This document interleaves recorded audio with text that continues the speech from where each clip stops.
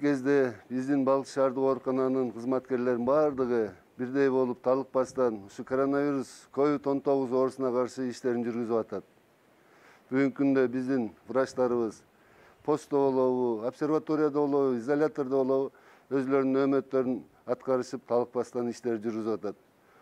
Ушундай оорукалдар кезде, кырдаал болуп аткан кезде бизге Аю холдинг компаниясынын президентинин атынан Абдыкеримов Шаршембек Шайлобековичтен ушул жерде регионалдык Ысык көл боюнча иштеп аткан жамааты гуманитардык жардам кылып, медициналык ушу бизге изделиялардан жардам алып келишип, бу жерде антисептик, ошондой эле тамак аш жагынан да жардам берип атканына биз чоң ыраазычылыгыбызды айтабыз.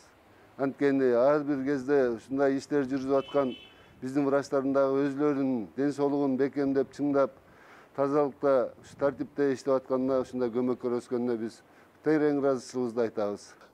Аю холдинг компаниясы COVID-19 дартына байланыштуу Кыргыз Республика боюнча 7 дубанга аю кайрымдуулук акциясын жүргүзүп атат. Ушу бүгүнкү күнү эң биринчи эле COVID-19 оорусуна байланыштуу доктурлар, ооруканалар мына күнү түнү иш алып атышат.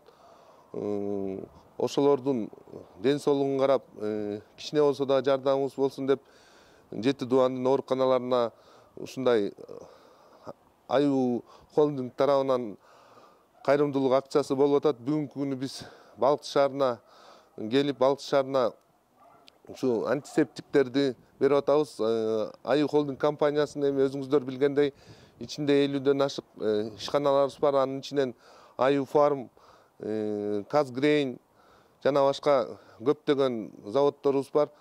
Ошолордун жардамынан Аю форумдан мына антисептиктерди, Казгрейнден ундарыбызды, макарондорубузду алып келип, ушу Балык шаарынын ооруканасына тапшырып атабыз.